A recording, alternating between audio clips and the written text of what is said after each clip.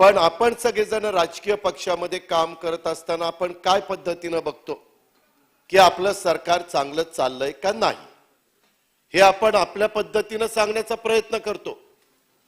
ज्यांची मांडणी चांगली असते त्याचं अतिशय उत्तम प्रकारचं भाषण होतं आणि मग वेगवेगळे दाखले वगैरे कसरत करत करत प्रत्येकाला बोलावं लागतं. अध्यक्ष महोदय, 8 महिन्यापूर्वी हे सरकार सत्तेवर आलं. एकनाथराव शिंदे देवेंद्रजींनी शपथविधी घेतला आणि घेतल्यानंतर पहिला झटका बसला. यांनी किती काही म्हणू, सगळ्या महाराष्ट्राला माहिती आहे मी स्पष्ट बोलणारा माणूस आहे आणि खरं बोलणार आहे.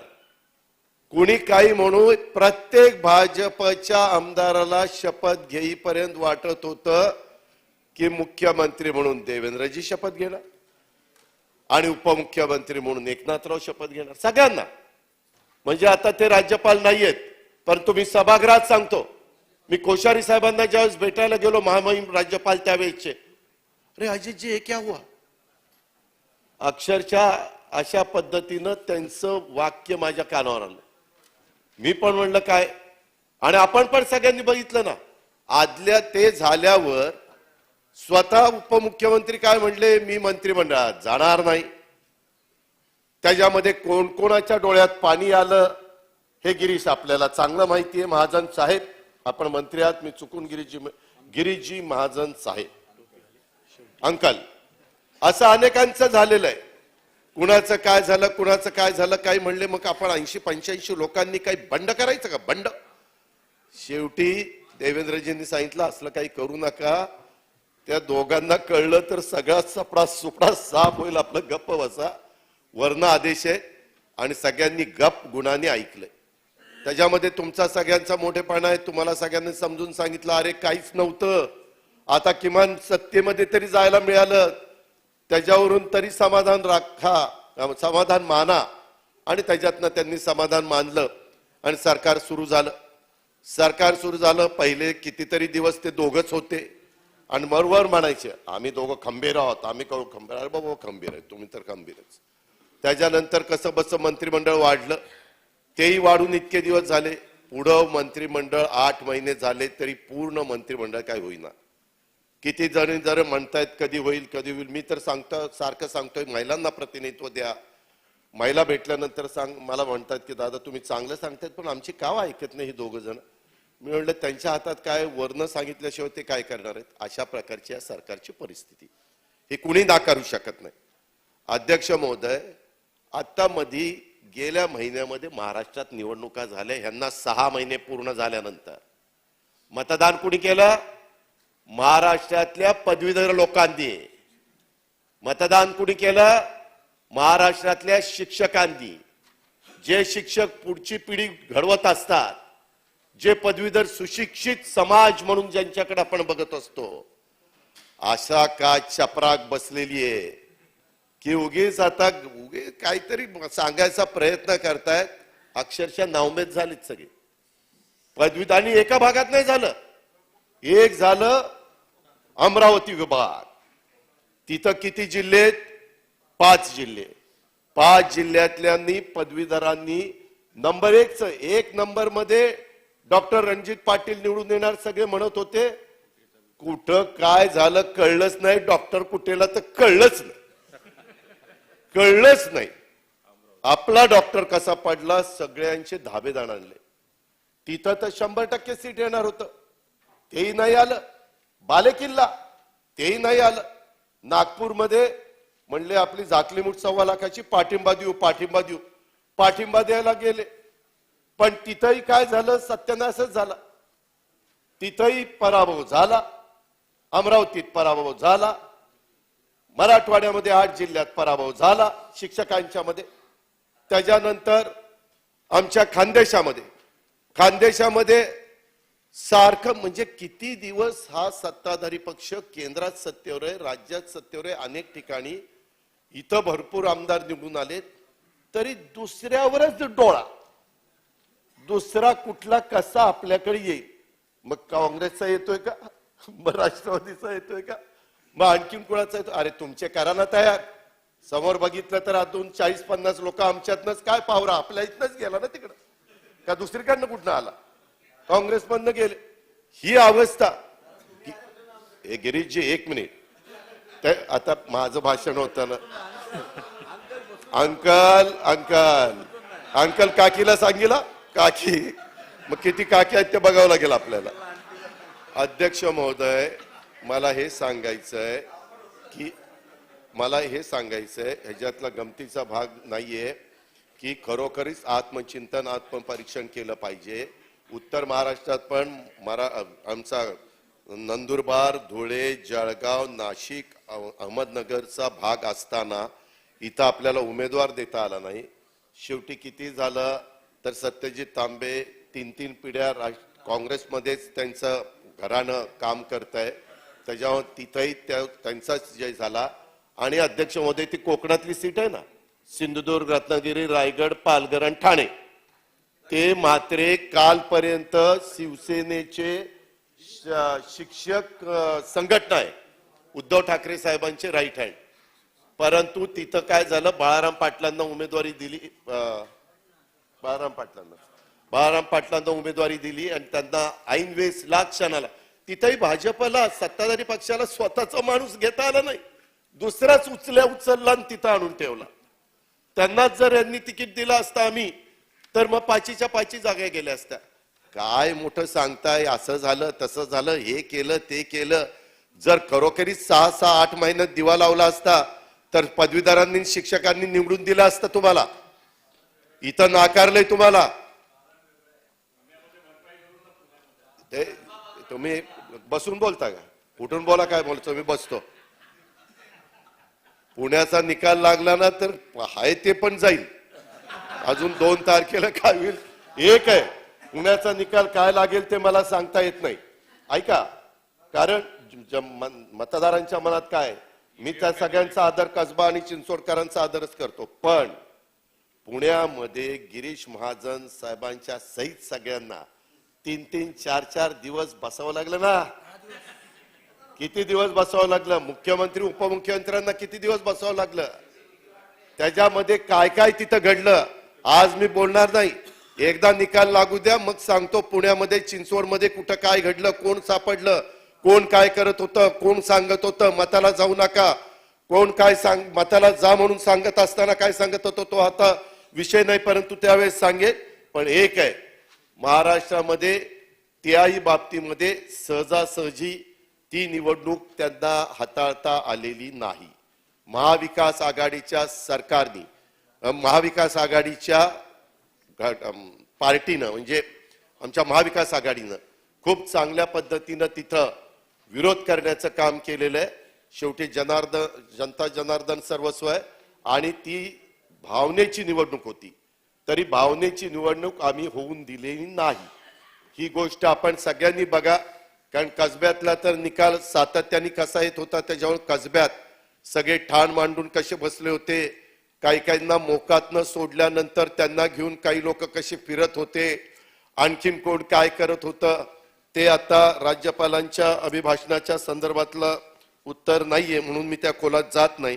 परंतु अध्यक्ष महोदय, ही परिस्थिती आहे, ही वस्तुस्थिती आहे आणि त्याच्यामुळे सरकारने देखील आत्मचिंतन आत्मपरीक्षण केलं पाहिजे. जो आपला विदर्भाचा बालेकिल्ला असताना देखील तिथं आपल्या जागा पराभूत झाल्यात, हे निश्चितपणे विचार करणारी बाब आहे.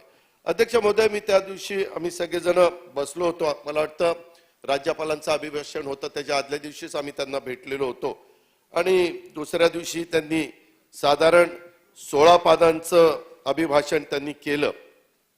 77 मुद्दे त्याच्यामध्ये होते.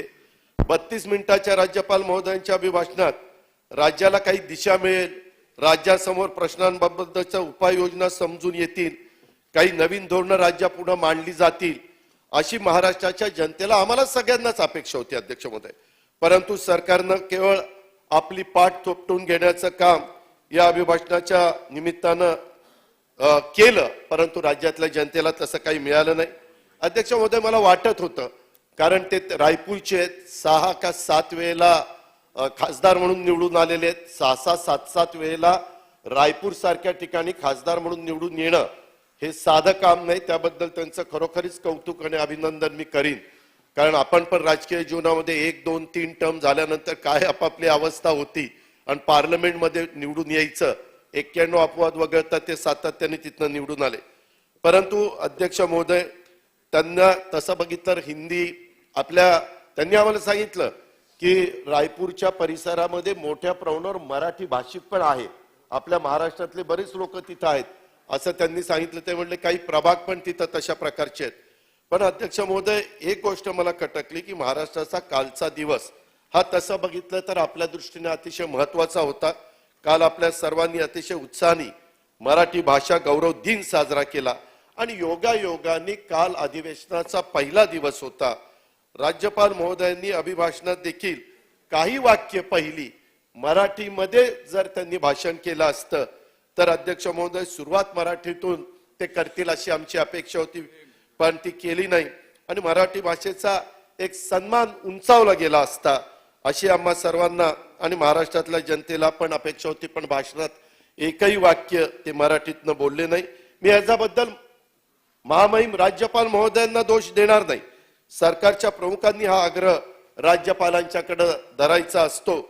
मराठी दिनाचं महत्व औचित्य राज्यपालांच्या महोदयांच्याकडे लक्षात आणून देण्याची जबाबदारी ही सरकारची असते. अध्यक्ष महोदय, ती त्यांनी पार पाडली नाही. वास्तविक ज्यावेळेस आपल्या पक्षाचे कुणी नेते आले आणि बाहेरचे आले तर आपण काही वेळेस सांगतो की बाबा साहेब तुम्ही हे जरा मराठी भाषेत एवढं बोललं तर आमच्या लोकांना आनंद वाटेल, समाधान वाटेल. तशा पद्धतीने शेलार साहेब करता आलं असतं, पण नाही झालं. राज्यकर्त्यांच्या मराठीबाबत या उदासीन भूमिकेमुळं संपूर्ण महाराष्ट्राचा अध्यक्ष महोदय भ्रमनिरास झाला. ही पण गोष्ट पण लक्षामध्ये घेतली पाहिजे. अध्यक्ष महोदय, मला आठवत आहे आमचं महाविकास आघाडीचं सरकार असताना महाविकास आघाडीच्या सरकारच्या काळामध्ये 3 मार्च 2022 झालेल्या अभिभाषणामधले मुद्दे मी मुद्दाम बघितले.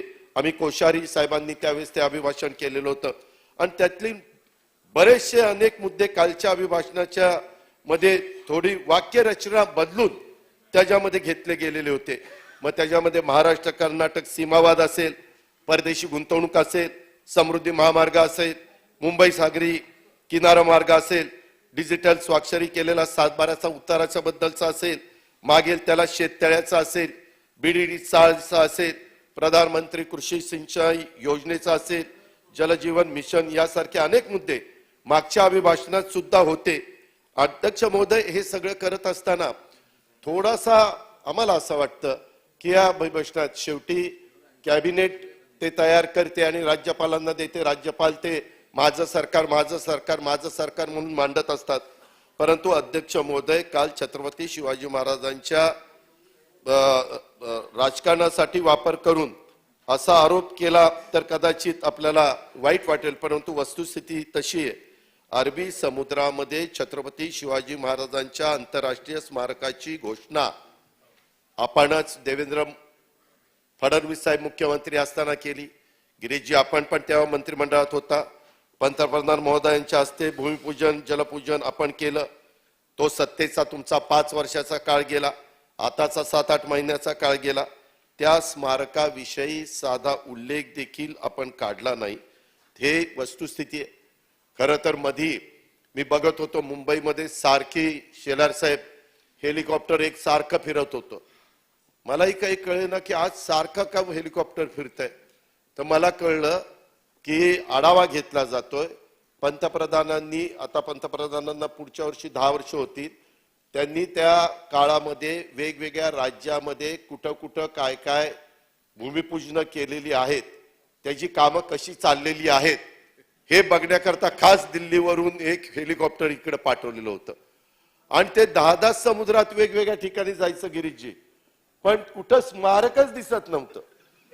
भूमिपूजन केलं ते 10 जायचे की अशी काय लाट आली, असं काय वारं आलं, असं काय सुनामी लाट आली, महाराजांचं स्मारक गेलं कुठं. ते पुन्हा तिथनं म्हणायचे आहोत इथं सापडत नाही. अरे तुम्ही नीट बघा कसं सापडत नाही, तिथं भूमिपूजन केलंय साहेबांनी आपल्या. काही साहेबांचं ते महाराजांचं स्मारक काही सापडलं नाही. अरे ही तुमची अवस्था काय गप्पा मारता. युगपुरुष छत्रपती शिवाजी महाराजांचे त्या काळामध्ये 2014ला फोटो लावले आणि मतं घेतली. मतं घेण्याच्या करता शिवाजी महाराज तुम्हाला आठवतात. स्मारक देखील घाईघाईनं का केलं भूमिपूजन. की निवडणुकीची मतं पाहिजे होती. तुम्हाला माहिती आहे की 350 वर्ष झाली तरी देखील महाराजांचं नाव घेतल्यानंतर उभा महाराष्ट्र नतमस्तक होतो, दैवत मानतो. आणि हे सगळं डोळ्यासमोर ठेवून तुम्ही करण्याचा प्रयत्न करता. सांगा ना 6 महिन्यात का नाही तुमच्याच्याने पाहिलं? 5 वर्ष झालं नाही, आताही झालं नाही. काय त्याचं कारण आहे? 2.5 वर्ष आम्ही केलं. आम्ही भूमिपूजन आम्ही नाही केलं, तुम्ही केलं. एक मिनिट. त्याच्यामध्ये भूमिपूजन तुम्ही केलेलं होतं, निर्णय तुम्ही घेतलेला होता. त्याच्या संदर्भात पंतप्रधानांना तुम्ही बोलवलं. आमच्या बोलवण्यामुळे अध्यक्ष महोदय पंतप्रधान साहेब आले नाही, त्यांचाही आम्ही आदरच करतो. परंतु अशा पद्धतीनं बोलवायचं आणि भूमिपूजन करून परत तिथं डुंकून पण बघायचं नाही, हा कुठलं राजकारण? हे कुठलं कामकाज? अध्यक्ष महोदय तेच नाही, इंदू मिल मधलं महामानव डॉक्टर बाबासाहेब आंबेडकरांच्या स्मारकाचा उल्लेख त्याच्यामध्ये नाही. माझ्या माहितीप्रमाणे त्याचंही काम ज्या गतीनं व्हायला पाहिजे त्या गतीनं होत नाहीये, काम थांबलेलं आहे. हिंदू हृदय सम्राट स्वर्गीय बाळासाहेब ठाकरे यांच्याही स्मारकाचा विसर त्यात पडला, त्याचाही कुठं उल्लेख नाही. अध्यक्ष महोदय, भाजपला ज्यांनी बहुजनांचा चेहरा दिला, मी तर अनेकदा जाहीरपणे माझं आणि गोपीनाथ मुंडे साहेबांचं राजकीय कधी जमलं नाही, अनेकांना माहितीये. पण मी कधी बोलत असताना ह्या भाजपला सर्वदूरपर्यंत बहुजनांचा चेहरा देण्याचं काम कुणी केलं तर ते स्वर्गीय गोपीनाथ मुंडे साहेबांनी केलं, नासाहेब फरांदे साहेबांनी केलं, अण्णासाहेब डांगे यांनी त्या ठिकाणी केलं. त्याच्या संदर्भामध्ये एकनाथराव खडसेंनी केलं, त्याच्यामध्ये असे दिग्गज नेत्यांनी केलं. त्याच्यावर तू काय गिरीश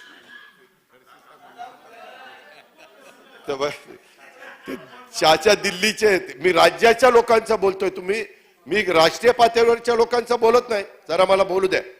अध्यक्ष महोदय, अशा पद्धतीनं हे सगळं काम झालं आणि त्या स्वर्गीय आमच्या गोपीनाथ मुंडे साहेबांचं देखील स्मारक पूर्ण व्हावं असं ह्या लोकांना वाटलं नाही, त्याचा साधा उल्लेख पण नाही. हे कुठलं राजकारण? त्याच्या संदर्भामध्ये आपण ह्या वेगवेगळ्या मान्यवरांच्या स्मारकाचा उल्लेख करतो. राष्ट्रपुरुषांचा आपल्याला आदर्शांना जे सरकार विसरते, सरकार अध्यक्ष मध्ये जनतेला काय न्याय देणार आहे ही अपेक्षा देखील करणं अक्षरशः गैर आहे. अध्यक्ष मध्ये ह्या गोष्टीचा मी तीव्र शब्दामध्ये निषेध करतो. उलट हे सरकार आल्यापासून सातत्याने बेताल वक्तव्य करण्याचं काम महापुरुषांच्या बाबतीमध्ये घडलं, वरपासून खालपर्यंत घडलं, मंत्र्यांच्याकडनं घडलं, आमदारांच्याकडनं घडलं, प्रवक्त्यांच्याकडनं घडलं. कधी त्यांना वरिष्ठांनी सांगितलं नाही तुम्ही कुठंतरी आवर घाला, कुठं चुकताय. परंतु हे सातत्याने चाललं. बरं, एकदा माणूस चुकेल तर पुन्हा दुसऱ्यांदा तिसऱ्यांदा, तेही आपण सगळ्यांनी बघितलं. राष्ट्रपुरुषांच्या आदर्शाचं अनुसरण हे शासन करेल असं स्वतः आम्ही राज्यपाल महोदयांच्याकडनं ऐकलं, परंतु तसं काही झालं नाही. अध्यक्ष महोदय, त्याच्या संदर्भामध्ये असं म्हटलं खायचे दात एक आणि दाखवायचे दात दुसरे, अशी परिस्थिती या सरकारची आहे का? मागच्या नागपूरच्या अधिवेशनामध्ये आम्ही हे सगळं काढलेलं होतं, आम्ही याच्याबद्दलचा मोर्चा पण काढलेला होता. परंतु अतिशय खालच्या स्तरावर येऊन राष्ट्रपुरुषांचा अपमान करण्याचं काम या सरकारच्या काळामध्ये झालं आणि सरकारच्या प्रमुखांनी ह्या गोष्टीची साधी दखल घेतली नाही. अध्यक्ष महोदय, कधी काही चुकलं तर त्या सरकारमधले प्रमुख दखल घेऊन त्याच्यामध्ये सांगतात माझं शासन महान व्यक्तींनी घालून दिलेल्या उच्च आदर्शाचं सतत अनुसरण करीत आहे. हे काय फक्त अभिभाषणामध्ये लिहिण्याच्या करता वाचण्याच्या करता गोष्ट आहे का? अध्यक्ष महोदय, या सत्तेत आल्यापासून अक्षरशः अहंकाराचा दर्प ह्या जनतेला दिसून येतोय आणि त्यातून मग कुठे राष्ट्रपुरुषांच्या बद्दल अपमान करणं, कुठं महिलांच्या बद्दल अपमान करणं, पण तरी सरकार मात्र काही करत नाही. तुम्ही मला सांगा, आपण सगळेच जण विधिमंडळाचे सदस्य आहेत, आपल्यातल्या प्रज्ञाताई सातवच ना, सन्माननीय सदस्य प्रज्ञाताई सातवांना पाठीमागणे येऊन हल्ला केला जातो. या सरकारचा कुठं कायदा सुव्यवस्था गेला? कशा पद्धतीनं तुम्ही सांगताय? नुसतं तिथं नाही, आदित्य ठाकरे त्यांच्या रॅलीवर त्या ठिकाणी दगड मारण्याचं काम होतं. अध्यक्ष महोदय, हे कसं काय? शेवटी लोकप्रतिनिधी आहेत, कधी काळी या राज्याचे मंत्री म्हणून त्यांनी काम केलेलं आहे. तुम्ही तुमच्याही लोकांचा निश्चितपणे सुरक्षितता नीटपणे सांभाळली पाहिजे, तशी इतरांची पण सांभाळली पाहिजे. अध्यक्ष महोदय, याच्यावरच थांबलं नाही, सातत्याने ह्या घटना वेगवेगळ्या प्रकारच्या घडतायत आणि त्याच्याबद्दल सरकार मात्र काही बोलायला तयार नाही. अध्यक्ष महोदय, ह्याच्यावर थांबत नाही. राष्ट्रपुरुषांच्या बद्दल किंवा वेगवेगळ्या मान्यवरांच्या बद्दल ह्या घटना घडल्या त्या घडल्याच, परंतु काही जण गिरीश महाजन साहेब, आपण आता मंत्री म्हणून सरकारचे प्रतिनिधी म्हणून बसलाय, आता काय करता? मुख्यमंत्री उपमुख्यमंत्र्यांना काम असतं त्याच्यामुळे इथं थांबायला वरच्या सभागृहात ते गेले. आता वरचं सभागृह बंदच आहे, पण म्हणायला वरच्या सभागृहात गेले. ठीक आहे, हरकत नाही. आम्ही तिथं ज्यावेळेस बसायचो त्यावेळेस विरोधी पक्ष नेता बोलायचा त्यावेळेस रिस्पेक्ट देऊन मी सगळं ऐकायचो. ठीक आहे, आता मोठी माणसं आहेत, त्यांना आता बाकीची आम्ही किरकोळ वाटायला लागलो, हरकत नाही. पण एक गोष्ट लक्षात घ्या, तुम्ही महापुरुषांचा अपमान केला ते केलाच, परंतु तुकाराम महाराजांच्या विषयी अपशब्द हा महाराष्ट्र कदापि खपून घेणार नाही. आता कोणतरी बागेश्वर महाराज म्हणे, त्यांनी जगद्गुरु संत तुकाराम महाराजांच्या विषयी नागपूरला गरळ ओकली. कुणी काही त्यांना हटकलं? कुणी त्यांना बोललं? काय बेताल वक्तव्य करतात? कशा पद्धतीनं चाललंय? म्हणजे महापुरुष तर झालेच झाले, आता तुम्ही संतांवर घसरताय. साधू संतांची भूमी म्हणून बघितलं जातं. वारकरी संप्रदाय पांडुरंगाचं दर्शन घेण्याच्या करता आळंदी आणि देहूवरून त्या ठिकाणी प्रचंड मोठ्या प्रमाणावर वारकरी निघतात. ह्याचाही तुम्हाला कुठं आठवण राहिलेली नाहीये. अध्यक्ष महोदय, महाराष्ट्र ही संतांची भूमी आहे असा अभिमानाने आपण सगळेजण सांगतो.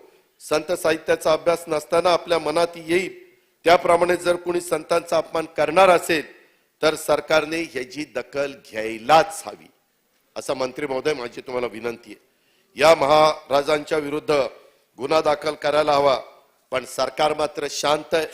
मग तुम्ही कोणत्या उच्च आदर्शाचं अनुसरण करताय हे देखील एकदा महाराष्ट्रातल्या जनतेला कळलं पाहिजे. ही आमचे तुम्हाला आग्रही मागणी आहे. अध्यक्ष महोदय, त्याच्या संदर्भात पेपरला देखील बातम्या आलेल्या आहेत. त्याचा तुकोबा म्हणजे मी तर ते वाचूच शकत नाही महाराजांच्या बद्दल काय बोलले ते. अध्यक्ष महोदय, एकंदरीतच तुम्ही मला सांगा की हे 8 महिने ह्याच्या आधीच्या काळामध्ये देखील अनेक सरकारांनी कामं केली. हे सरकार आल्यानंतरच सीमा भागातील महाराष्ट्र आणि कर्नाटक सीमावाद का उभा राहिला? का बरं त्या तिकडच्या कर्नाटकच्या मुख्यमंत्र्यांनी सूतोवाच केला, ही गावं आम्हाला पाहिजेत? का तिथल्या गावांनी बॉर्डर मधल्यांनी मागणी केली की आम्हाला तिकडे जायचं? लगेच सोलापूर जिल्ह्यातल्या काही गावांनी मागणी केली आम्हाला तिकडे जायचं. तिकडं बॉर्डरवरच्या गावांनी मागणी केली. महाराष्ट्र अध्यक्ष महोदय, अनेकांची सरकार आली पण अशा प्रकारची परिस्थिती कधी निर्माण झालेली नव्हती. ही यांच्या 8 महिन्याच्या काळामध्ये निर्माण झाली. याचं उत्तर मात्र देऊ शकत नाही. मागच्या काळात कर्नाटक सरकार मधल्या मंत्र्यांनीच महाराष्ट्राला डिवचण्याचा प्रयत्न सातत्याने केला. वास्तविक सीमावासियांच्यासाठी आज पण सीमावासी आपल्या मुंबईमध्ये बसलेले आहेत त्यांच्या आंदोलनाच्या करता. काल आम्हाला भेटले, आज आम्ही मुद्दा काढला. दुपारी मुख्यमंत्री काहीतरी त्यांना वेळ देणार होते. राज्यातील प्रत्येक सरकार कल्याणकारी योजना राबवते, त्याचा प्रत्यक्ष फायदा हा त्यांना मिळालाच पाहिजे, ह्याच्याबद्दल दुमत नाही. सर्वात महत्वाचं म्हणजे कर्नाटक सरकार कडून यापुढे महाराष्ट्राला डिवचण्याचा प्रयत्न झाला तर जशास तसं उत्तर देण्याची भूमिका राज्य सरकारने स्वीकारली पाहिजे, अशा प्रकारची पण अपेक्षा अध्यक्ष महोदय मी या निमित्तानं करतो. अध्यक्ष महोदय, मगाशी काहीतरी बोलत असताना डॉक्टर कुटे साहेब गेले आणि अतुलजी पण बहुतेक बाहेर गेले. त्याच्या संदर्भात हे काय करतात, हे बोलताना मात्र जोर जोरात बोलतात आणि आम्ही बोलायला लागलो की यांना ऐकवत नाही, ते जातात बाहेर निघून. अरे, ज्यावेळेस तुम्ही आम्हाला बोलता त्यावेळेस आमचं पण उत्तर ऐकण्याची धमक यांनी दाखवली पाहिजे. तेवढा मनाचा मोठेपणा दाखवला पाहिजे.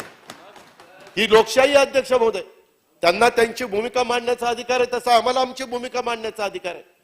परंतु अध्यक्ष महोदय, तेवढा खिलाडू वृत्ती हे दाखवू शकत नाही, हे दुर्दैव आहे. अध्यक्ष महोदय, 75,000 पदांची नोकर भरती करू घोषणा केली, 6 महिने उलटून गेले. तुम्हाला भरतीची प्रक्रिया तुम्ही सुरू केली आहे का? अभिभाषणात ते लिहावं लागतं. यावरून हे सरकार किती गतिमान आहे. 6 महिने झाले भरतीच चालू आहे. कसली भरती करताय? काय तपासताय त्यांचं? म्हणजे उंची तपासताय, त्यांचं क्वालिफिकेशन तपासताय, त्यांचं काय आरोग्याचं काय माहिती घेताय? इतके दिवस अक्षरशः त्या तरुण तरुणींचा जी काही त्यांची म्हणजे हे त्यांचा हेच नाही नाही नाही हिरमोड नाही, ते भ्रमनिरास झालेले, त्यांची सहनशीलता संपलेली आहे. मराठी एका वाक्यात सांगायचं म्हटलं तर सहनशीलतेचा अंत बघू नका. सरकार म्हणून आपल्याला बरंच काम करायचंय सरकारला. आणि असं असताना आमच्या त्या 75,000 मुलामुलींची भरती तुम्ही त्या ठिकाणी करत नाहीये. विद्यार्थ्यांच्या मध्ये किती टोकाचं नैराश्य आलं याचं एक ज्वलंत उदाहरण तुम्हाला मी देऊ. आपण सर्वांनी पाहिलं, पुण्यामध्ये दापोडीत एक भयानक घटना घडली. या घटनेचं मी मुळात अजिबात समर्थन आपण कुणीच करणार नाही. कुणी अशा प्रकारे पाऊल उचलता पण कामा नये. अध्यक्ष महोदय, एक UPSCच्या अभ्यासासाठी दिल्लीला गेलेल्या एका विद्यार्थ्याकडून दापोडीत एका पती पत्नीचा खून झाला. रक्ताने माखलेले कपडे, हातात टिकाव आणि रस्त्याने जगदंब जगदंब असे ओरडत तो फिरत होता. हे कशाचं प्रतीक आहे? त्याचे एकमेकात वाद असतील, पण एक चांगला शिकलेला तरुण, UPSCचा अभ्यास करणारा तरुण एवढं भयानक आणि टोकाचं पाऊल उचलतो तेव्हा अंगावर शहारा येतो. म्हणूनच या घटनेकडे सामाजिक आरोग्याच्या दृष्टीनं आपण सर्वांनी पाहिलं पाहिजे. मी फक्त दोष सरकारला देतो असं नाही. हरिभाऊ, सन्माननीय सदस्य बागडे साहेब, आपण सगळ्यांनी या गोष्टीकडे पाहिलं पाहिजे. ह्याच्यात काय होतंय, एक तर वारंवार परीक्षा पुढे ढकलल्या जात आहे, परीक्षा संदर्भामध्ये गोंधळ आहे. परीक्षा पुढे गेल्यामुळे सरकारने TCS आणि IBPS या 2 कंपन्यांची निवड केलेली आहे. लाखो विद्यार्थ्यांची परीक्षा घ्यायचं आम्ही असमर्थ आहोत असं आयत्या वेळेस त्यांनी सरकारला कळवलेले. त्याच्यामुळे परीक्षा झाल्या नाही. MPSचं वेळापत्रक वारंवार बदललं जातंय, त्यामुळे परीक्षा झाल्या नाही. त्यामुळे आज बेरोजगार युवा पिढीमध्ये प्रचंड नैराश्य झालेलं आहे. अध्यक्ष महोदय, त्याच्यामध्ये जुना आणि नवीन अभ्यासक्रमाचा घोळ. पहिल्यांदा सांगितलं, कॅबिनेटमध्ये निर्णय झाला, आता काही काळजी करू नका, तरी देखील त्यांना पुन्हा दुसऱ्यांदा उपोषण करावं लागलं. मग पुन्हा आदेश काढले, परंतु त्याला उशीर झाला. कशा करता 2-2.5 महिने घालवायचे? सर्वसामान्यांचं सरकार आहे ना, सांगितलं की लगेच आदेश निघाला पाहिजे. वाट कुणाची बघताय? त्याच्यामध्ये वेळ का लागतोय? अध्यक्ष महोदय, आता मंत्रिमंडळाने निर्णय घेतले 2025 पासूनचा नवीन अभ्यासक्रम लागू होईल, त्याबद्दल आम्ही समाधान व्यक्त करतो. पण त्याच्यात मी आता बोलताना मी स्पष्ट बोलतो, तुम्हाला माहिती. तिथं म्हणताना त्यांनी सांगायला पाहिजे होतं की MPSCला आम्ही कळवतो. ते 3-3दा 4-4दा म्हणायचे निवडणूक आयोगाला कळवतो, निवडणूक आयोगाला कळवतो, निवडणूक आयोगाला कळवतो, निवडणूक आयोगाला कळवतो. मी सांगितलं, राव, राज्याचे मुख्यमंत्री निवडणूक आयोग करतात, त्याचाही राग आला. असं कसं? आता जे चुकलं ते चूक मी मांडणारच ना. माझं विरोधी पक्ष म्हणून काम नाहीये. त्याच्यामध्ये जर आपल्याला ते एवढं नाकाला झोंबत असेल तर मग MPSC म्हणावं, निवडणूक आयोग म्हणू नये. साधं सरळ गणित आहे. त्याच्यात वाईट वाटायचं काय? आमचंही चुकलं तर आम्ही मान्य करतो ना. ती माझीही चूक लगेच काढली, लगेच तेच बोलले. ते अजित पवार इकडे गेला, तिकडे गेला, ते आत्मक्लेश करायला गेला, दुसरीकडे कुठे गेला नाही ना. त्याच्यामध्ये चव्हाण साहेबांच्या समाधीपाशीच बसला. अध्यक्ष महोदय, याच्यामध्ये वयोमर्यादा शिथिल करण्याबाबतचा पण निर्णय कुठला झाला नाही. माझी ह्या अभिभाषणाच्या संदर्भातली चर्चा होत असताना सरकारकडनं मागणी अशी आहे, राज्यातील लाखो बेरोजगार युवा पिढीच्या नैराश्यातून दूर करण्यासाठी मी सरकारकडे ही मागणी करतोय, सरकारने भरतीबाबत एक ठोस कार्यक्रम तयार करावा. ज्या कंपन्यांची क्षमता आहे अशाच कंपन्यांची निवड सरकारने करावी आणि MPSCच्या बाबतीत लवकरात लवकर निकाल लावण्याच्या दृष्टिकोनातनं केरळ आणि अन्य राज्यामध्ये, गिरीशजी, आपल्याकडे 6 का 7च MPSCचे मेंबर असतात, चेअरमन आणि बाकीचे सदस्य.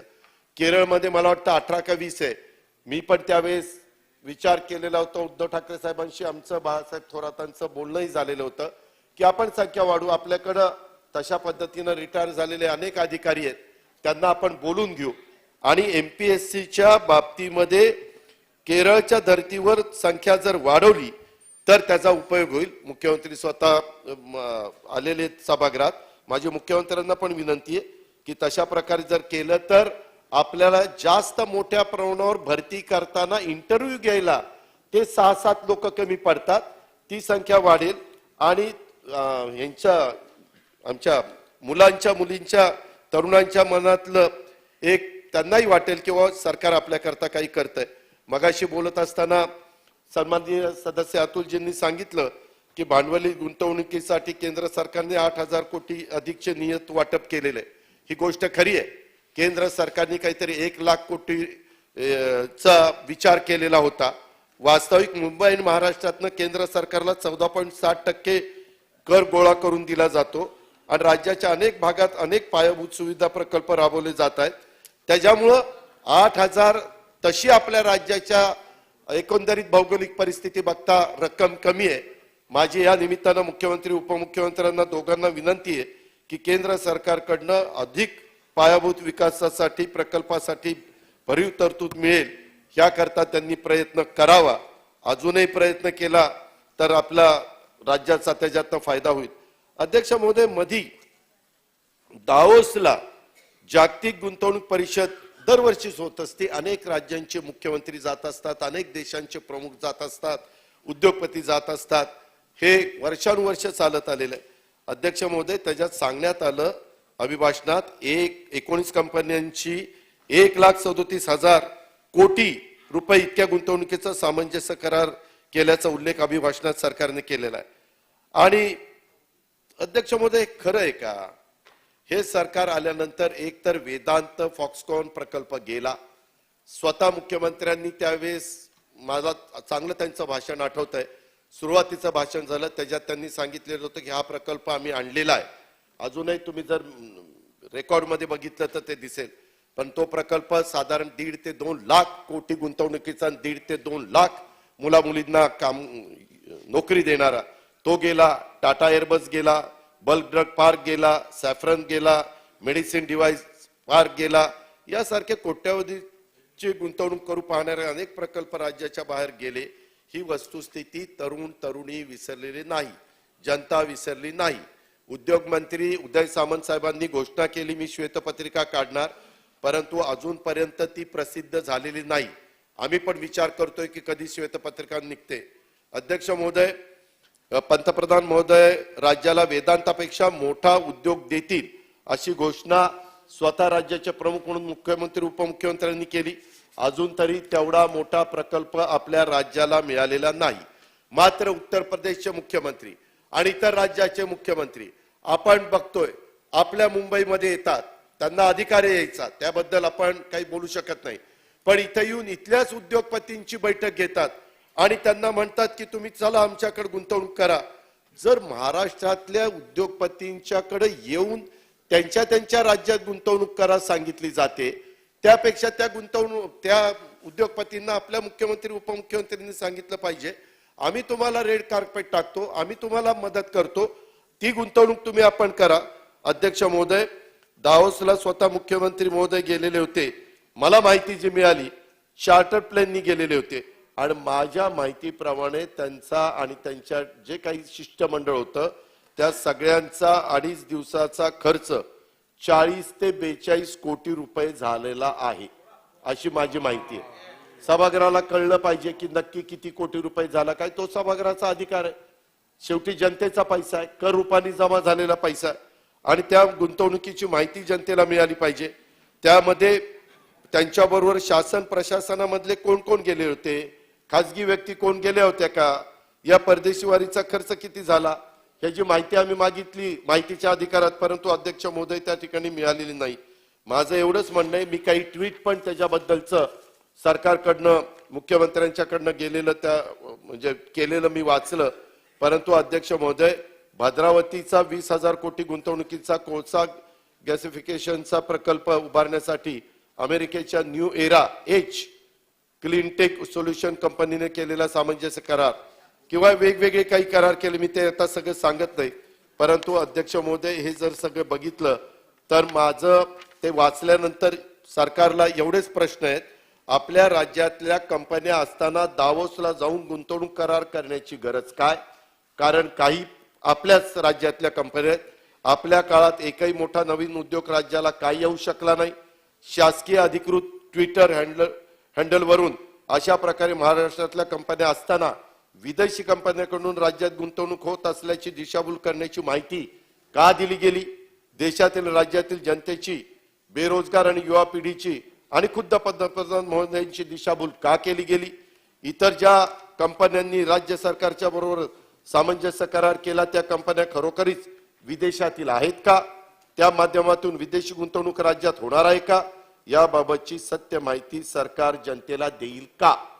ज्या कंपन्यांचे शेअर आणि पेडअप कॅपिटल अतिशय कमी आहे त्या कंपन्यांकडून खरोखरीच कोट्यावधी रुपयाचे प्रकल्प राज्यात उभे राहणार आहेत का, याही बद्दलची माहिती.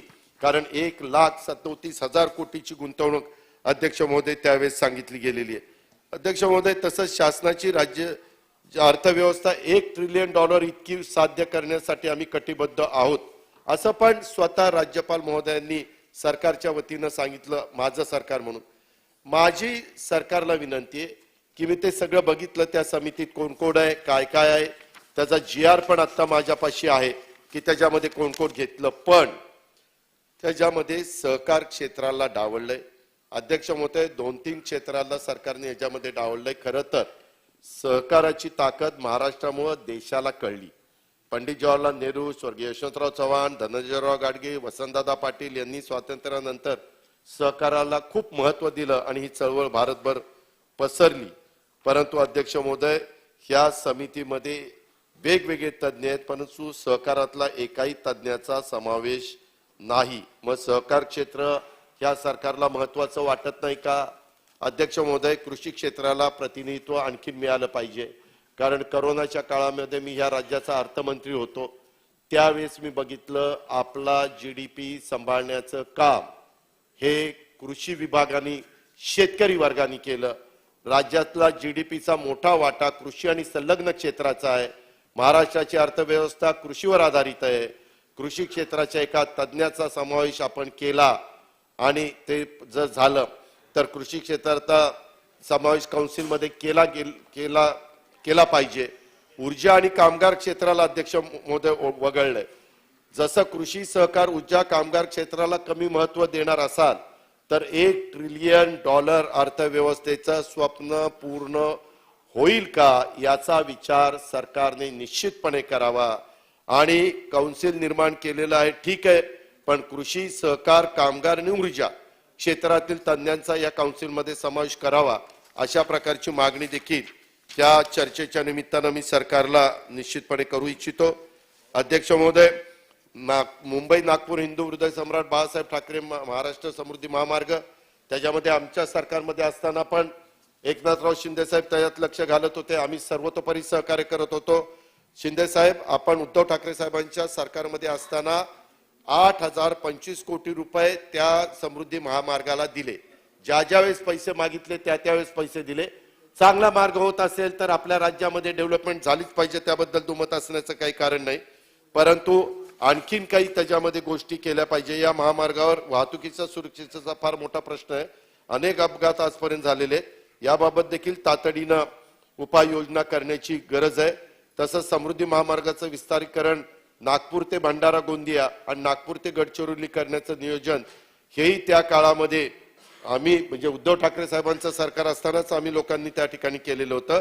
नांदेड, हिंगोली, परभणी, जालना या जिल्ह्यांना जोडणारा नांदेड ते जालना ह्या 200 मीटर लांबीचा 7,000 कोटी अंदाजित रकमेच्या द्रुतगती जोडमार्गाचं नवीन काम हाती घेण्याचा निर्णय आता इथं अशोक चव्हाण साहेब नाही आहेत, परंतु एका मीटिंगला शिंदे साहेब, तुम्हाला आठवत असेल की आपण सगळेजण वरच्यावर बसलो होतो, त्यावेळेस ती मागणी आली आणि तुम्ही पण त्या खात्याचे मंत्री या नात्याने म्हटला, सरकारने जर मला सांगितलं तर आम्ही तो नांदेड, हिंगोली, परभणी, जालना हा पण भाग त्याला जोडू आणि मराठवाड्यातल्या सर्व जिल्ह्याला ह्याचा फायदा होईल, अशाही पद्धतीनं ह्या कामामध्ये आम्ही त्यावेळेस मदत केलेली आहे.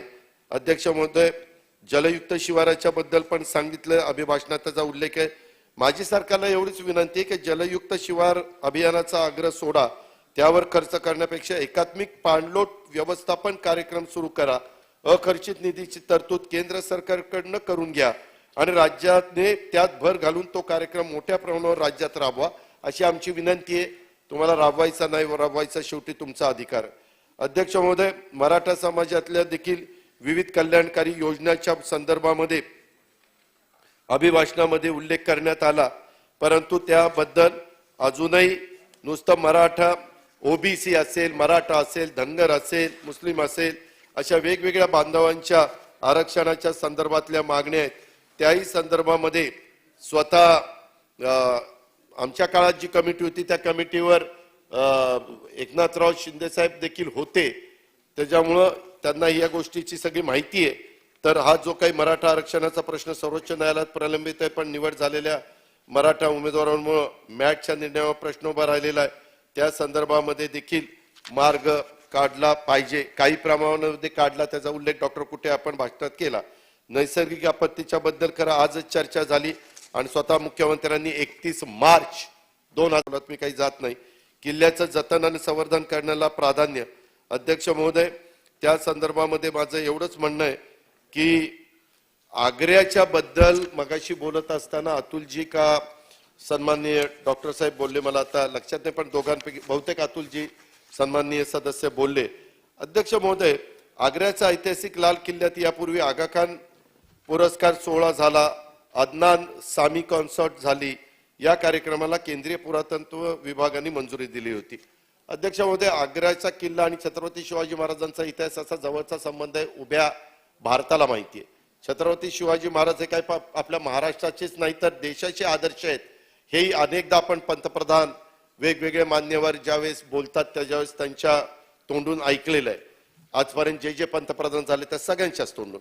त्यामुळे लाल किल्ल्यात शिवजयंती निमित्तानं सांस्कृतिक कार्यक्रमाला परवानगी द्यावी अशी विनंती अजिंक्य देवगिरी प्रतिष्ठान केंद्र सरकारला केली. नोव्हेंबर 2022 मध्ये ते केंद्र सरकारकडे पाठपुरावा करत होते. या वर्षी लाल किल्ल्यात शिवजयंती साजरी झाली याबद्दल सर्वांना अभिमान आहे, परंतु आर पाटील फाउंडेशनचे अनेक संघटनांनी, मला वाटतं विकास पाटील,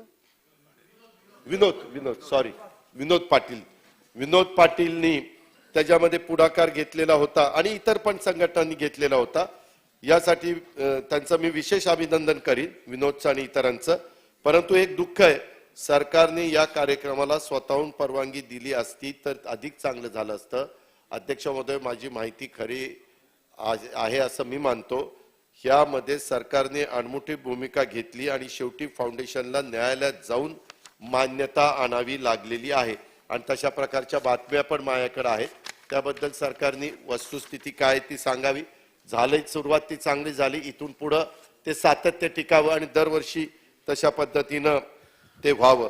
अध्यक्ष महोदय, महादुर्ग महोत्सव छत्रपतींच्या संदर्भामध्ये तो पण यंदा झाला, परंतु पहिल्यांदा कमिटी मिनिमम लोकांची केली गेली. अध्यक्ष महोदय, त्याच्याऐवजी तिथले कुणी असू द्यात, आमदार, खासदार, या सगळ्यांना घेऊन कमिटी करायला पाहिजे होती. नंतर मात्र आदेश काढले गेले. माझं एवढंच सरकारला म्हणणं आहे की बऱ्याचदा एक आदेश निघतो आणि नंतर त्यांना कळतं की ह्याच्यात आपल्या काही गोष्टी राहिल्या आणि मग पुन्हा दुसरा आदेश निघतो. त्यापेक्षा विचारपूर्वक जर पहिलीच आदेश चांगला निघाला तर जास्त चांगलं होईल. अध्यक्ष महोदय, दुसरं एक, मराठवाडा मुक्ती संग्राम दिनाला आता 17 सप्टेंबरला मराठवाडा मुक्ती संग्राम दिन असतो. 75 वर्ष पूर्ण झाली. खरं तर मराठवाडा मुक्ती संग्रामाला जाज्वल्य इतिहास आहे. स्वातंत्र्यानंतर लढा देऊन निजामशाहीतून मराठवाडा मुक्त झाला. अध्यक्ष महोदय, या बाबतीमध्ये 8 जिल्ह्यामध्ये तर कार्यक्रम व्हावाच अशी मागणी आम्ही सरकारला केली, मुख्यमंत्री उपमुख्यमंत्र्यांना केली. त्यांनी कामकाज सल्लागार समितीमध्ये सांगितलं की आपण करू. आता त्याच्याबद्दलचा उल्लेख अभिभाषणामध्ये आलेला आहे. आमचं सरकार असताना आम्ही त्यांना सुरुवातीला 75 कोटी रुपये ठेवलेले होते. त्याच्यामध्ये जो काही खर्च लागेल तो त्या ठिकाणी घ्यावा का उपलब्ध करावा. परंतु एकंदरीत मुख्य कार्यक्रम आयोजित करण्यात आता सरकारने मागं जे काही दुर्लक्ष केलं ते दुर्लक्ष न करता राहिलेल्या दिवसामध्ये अतिशय चांगला दिमागदार कार्यक्रम करावा. त्याच्या संदर्भात 8 जिल्ह्यामध्ये देखील व्हावा आणि इतर पण वेगवेगळ्या भागामध्ये मराठवाडा मुक्ती संग्राम याला 75 वर्ष झाली, त्यावेळेसचा इतिहास, त्यावेळेसची माहिती ही इतरांना पण नवीन पिढीला देण्याचं काम झालं तर ते अतिशय चांगल्या पद्धतीनं होईल. अध्यक्ष महोदय, ह्याच्यामध्ये मराठी विश्वकोश निर्मिती मंडळाकरता इमारत आणि तर्कतीर्थ रक्षण शास्त्री जोशी यांचे स्मारक उभारण्याचा निर्णय, या पद्धतीनं त्याच्यामध्ये अधिवेशनाच्या पहिल्याच दिवशी मराठी भाषा गौरव दिन आपण साजरा केला, ते सगळं झालं. परंतु अध्यक्ष महोदय, यामध्ये खरोखरीच आम्हाला एका गोष्टीची खंत आहे की अजून गेले 8 वर्षापासून केंद्रात भाजप सरकार आहे, राज्यामधलं 2.5 वर्ष आमची सर सोडली तर 6 वर्ष भाजप सरकार इथं आहे. मराठीला अभिजात भाषेचा दर्जा द्यावा.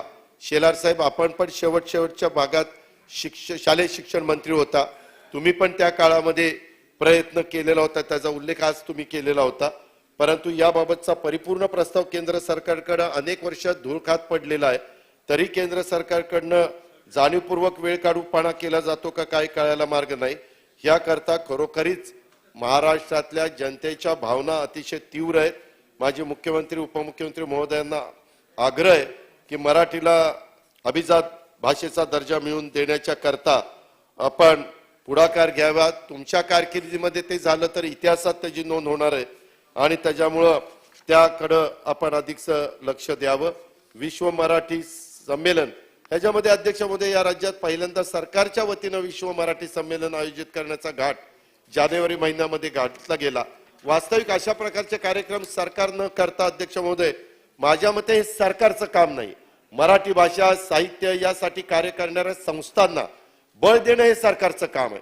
पण काही कारणांनी मराठीसाठी आम्ही काही करतोय हे दाखवण्याचा काही उद्देश होता का हे मला समजायला मार्ग नाही.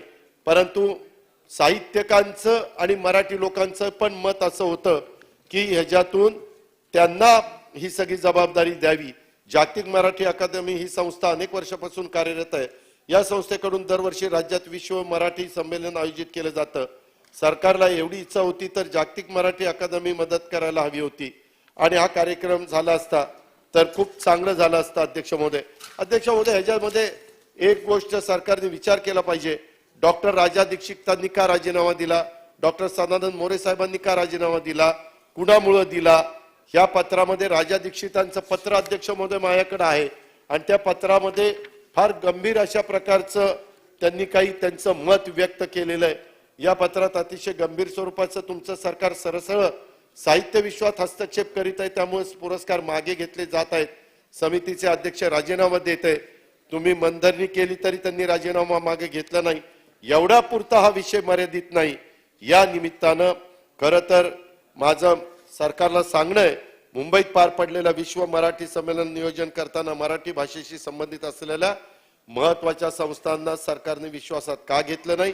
दोन्ही मंडळाच्या कामात सरकारने हस्तक्षेप करीत होते अशा दोन्ही साहित्यिकांनी आरोप केलाय. त्याबाबत सरकारचा खुलासा काय. साहित्य संस्कृती मंडळाने जाहीर केलेला अनुवादाचा पुरस्कार मागे का घेतला गेला. प्रशासकीय आणि वित्तीय अडवणूक सरकारकडनं का केली गेली. जागतिक मराठी अकादमी दरवर्षी विश्व मराठी संमेलन आयोजित करीत असताना सरकारी कामकाजात भाग नसताना सरकारकडून विश्व मराठी संमेलन भरवण्यामागचा उद्देश काय, ह्याबद्दलची पण माहिती अध्यक्ष महोदय या निमित्तानं राज्याला मिळाली पाहिजे. भाषा सल्लागार समितीचं पण काम अध्यक्ष महोदय सध्या ठप्प आहे.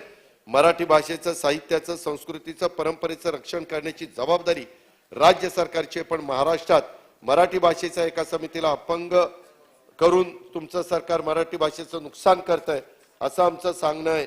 त्याबद्दल पण त्यांनी विचार करावा. अध्यक्ष महोदय, ह्यालाच जोडून मला राज्याचे मुख्यमंत्री इथं आहेत, मला त्यांना सांगायचंय मराठी भाषा भवन ह्याचा खूप चांगल्या प्रकारचा प्लॅन तयार केलेला होता.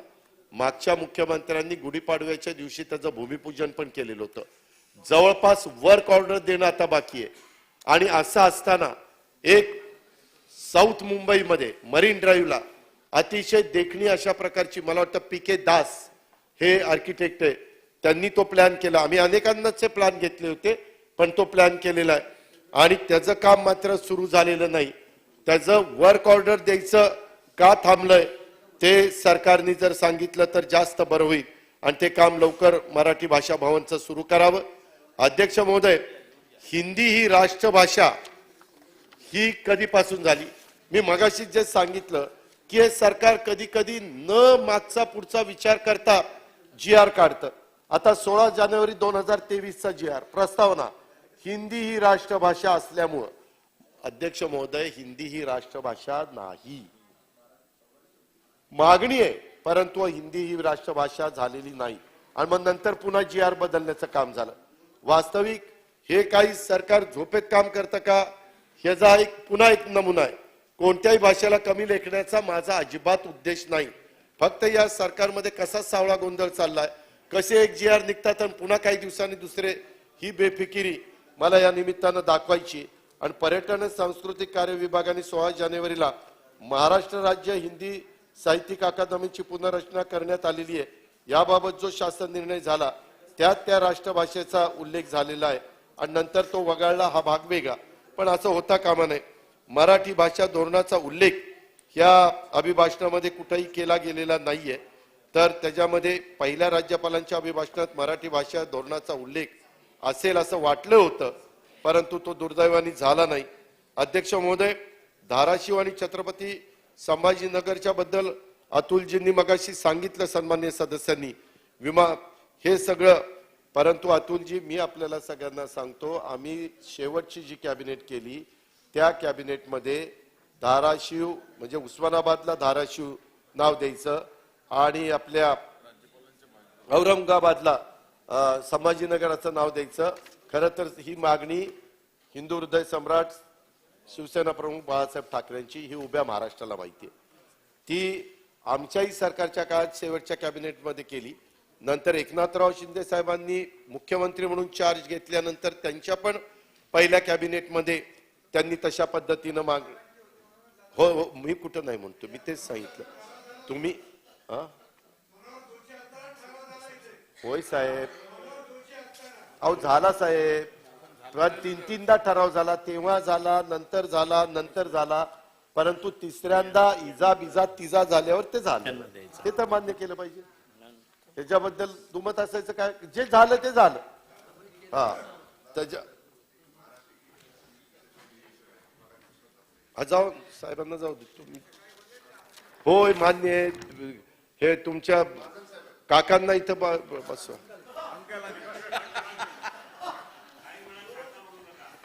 दादा बोला. अध्यक्ष महोदय, माझं एवढंच सरकारला सांगणं आहे की ह्या दोन्ही शहरांचा, धनंजय काका, अध्यक्ष महोदय, या दोन्ही शहरांची नावं बदलली याबद्दल आनंद आहे. आता काढलेलं नोटिफिकेशन हे केवळ शहरापुरतं आहे. मला हे सभागृहाच्या सन्माननीय गिरीशजी तुमच्या लक्षात आणून द्यायचं, हे नोटिफिकेशन जे मी वाचलंय ते फक्त शहरांचं आहे. त्याच्यामध्ये सिटीचा उल्लेख केलाय, डिस्ट्रिक्ट मात्र औरंगाबादच त्याच्यात लिहिलंय. जे केंद्राचं नोटिफिकेशन निघालंय तिकडं डिस्ट्रिक्ट मात्र उस्मानाबादच केलंय. अरे डॉक्टर साहेब, बदल ते आपल्या राज्याच्या GADने केला, त्यांना अधिकार नाहीये, अधिकार केंद्राला आहे. ते केंद्राकडनं करून घेतलं पाहिजे. उगीच काहीतरी पानं तोंडाला पुसू नका. जे खरं आहे ते खरं आहे. हा, वर्ण करून आणा, आम्हाला मान्य आहे, आम्ही फक्त हे करतो. तसंच ते करून आणताना शहराचं नाव जसं छत्रपती संभाजीनगर केलेलं आहे तसं औरंगाबाद विमानतळाचं नाव छत्रपती संभाजीनगर विमानतळ करण्याचा निर्णय देखील आपण त्याची कार्यवाही करावी अशी माझी विनंती आहे. दुसरं एक मला तुम्हाला तुमचं अभिनंदन करायचं. मी आज तुमच्या पुरवणी मागण्यात का कशात आहे, व्हाईट बुक मध्ये अध्यक्ष महोदय, व्हाईट बुक मध्ये त्याच्याबद्दल एवढा ओहापोह झाला, एवढं मला वेगवेगळ्या पद्धतीने ट्रोल करण्याचा प्रयत्न दुर्दैवाने काही लोकांनी केला. परंतु हे व्हाईट बुक आपल्या गिरीशजी, आपल्या सरकारचं, आपण त्याच्यात खर्चाचं पूरक विवरण 2022-23 ह्याच्यामध्ये पाद नंबर 59 स्वराज्य रक्षक छत्रपती संभाजी महाराज यांचं बलिदान स्थळ मौजे तुळापूर तालुका हवेली समाधी स्थळ स्मारक वडू बुद्रुक आराखडा तयार करण्याच्या करता स्वराज्य रक्षक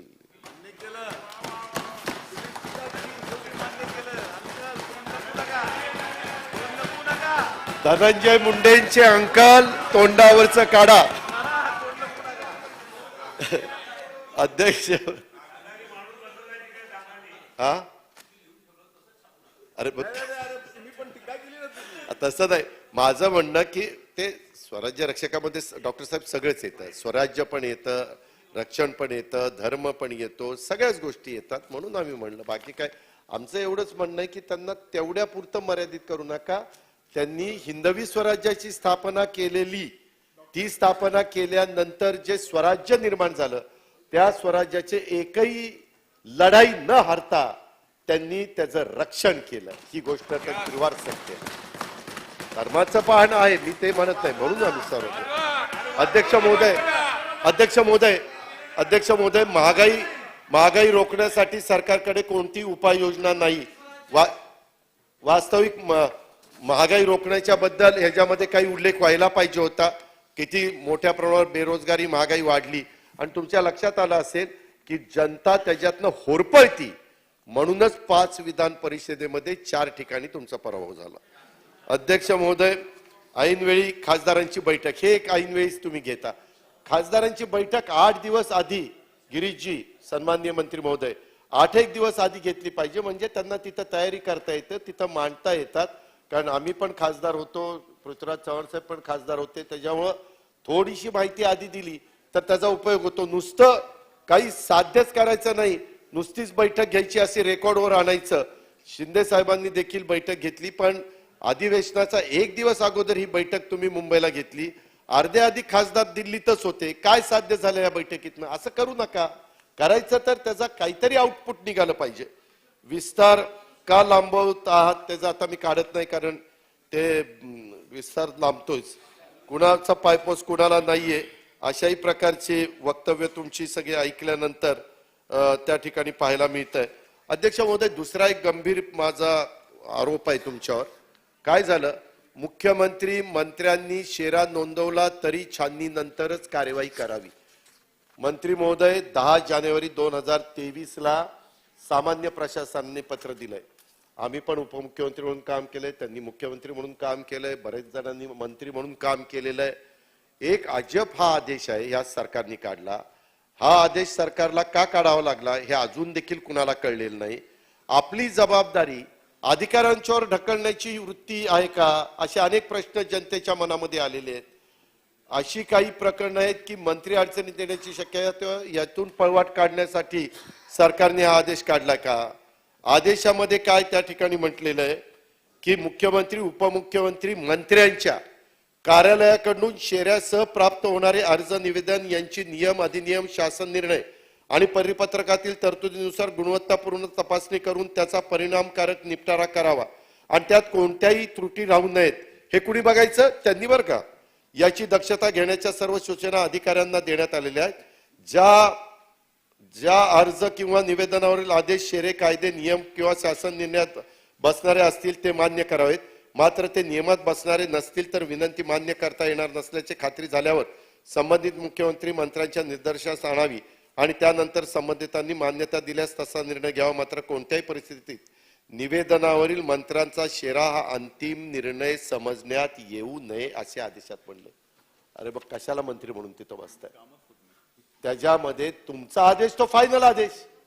आपणच आदेश देताना, आपण पण मंत्री होता, डॉक्टर कुंटे, शेलार साहेब पण होते. ही कुठली पद्धत? डॉक्टर गावित साहेब, तुम्ही आदेश देताना 10 विचार करून आदेश द्या, नाहीतर काही काही बाबतीमध्ये योग्य ती कार्यवाही करावी असाही आदेश देता येतो. परंतु ज्याच्यातनं तुम्हाला कामच करून पाहिजे, तुम्हाला 40 आमदारांना खुशच ठेवायचंय, त्यावेळेस पॉझिटिव्ह रिमार्क मारला पाहिजे ना. तुम्ही एकीकडे त्यांना खुश ठेवण्याकरता रिमार्क वेगळा मारणार आणि आदेश असा काढणार आणि सगळं सचिव लोकांच्यावर, प्रधान सचिवांवर, अप्पर मुख्य सचिवांच्यावर ढकलून देणार. हे बरोबर नाही. हे अशा प्रकारचे आदेश सरकारला का काढावे लागतात याचा खुलासा सरकारने केला पाहिजे. उलट तुम्ही आमच्याकडे यायचा त्यावेळेस आम्ही आदेश दिल्यानंतर आम्ही पॉझिटिव्ह आदेश दिला की तुम्ही म्हणायचं आता काम झालं पाहिजे, कारण पॉझिटिव्ह आदेश आहे. पण हे उलटच झालं. पुन्हा तपासणी करता ज्यांच्याकडे, तुमच्या हाताखाली जे काम करतात त्यांच्याकडे तपासायला पाठवता. हे कुठला कारभार? याचं उत्तर आलं पाहिजे. अध्यक्ष महोदय, शासकीय जाहिराती, मी परवा बोललो, 50 कोटीच्या शासकीय जाहिराती 6 महिन्यात दिल्या. 17 कोटीहून अधिक रक्कम महानगरपालिकेच्या जाहिरातीमध्ये खर्च केली. आणि जाहिरात बघा अध्यक्ष महोदय, जाहिरात तेव्हा का आता इथं शिंदे साहेबांचा फोटो आहे. वर्तमान सरकार भविष्यात आकार, योजना दमदार, जनतेचे हे सरकार. आणि इतकी दळभद्री बस आहे, सगळ्या काचा फुटल्या. नीट बघा, काचा फुटल्या, इथली काच तुटली, इथली काच फुटली, तिथं नीट काही काच राहिलीच नाही. अरे कशाला असले धंदे करता? जाहिरातबाजी असली असली एक मिनिट, असली दळभद्री बस, असली दळभद्री बस. अरे काय रे, किमान डोकी तरी चालवा. चांगली नवी कोरी बस असती आणि त्याच्यात ती. आता हे हसतायत जोरात, मग हे बस बघून हसतायत का? बघा मी कसली बस लोकांना दिली, असा अर्थ निघतो.